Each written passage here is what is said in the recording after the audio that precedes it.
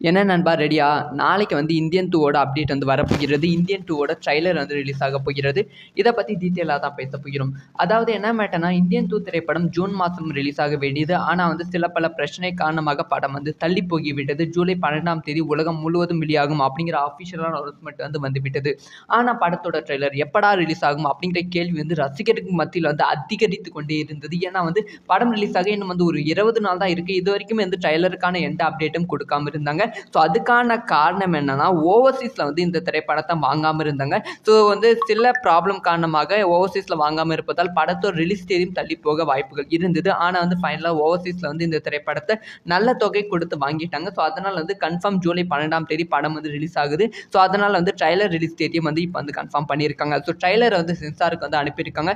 Sensor முடிஞ்சு படத்தோட trailer வந்து 2 நிமிஷம் 15 செகண்டுக்கு மேல வந்து இருக்கும் அப்படின்னு சொல்லப்படுகிறது. ஸோ ட்ரைலர் எப்ப ரிலீஸ் ஆகும்னா மண்டே, அதாவது நாளைக்கு வந்து இதுக்கான அஃபிஷியலான அப்டேட் வந்து சண்டே காலையில 10லேருந்து 11 மணிக்கு கொடுக்க வாய்ப்புகள் இருக்கு.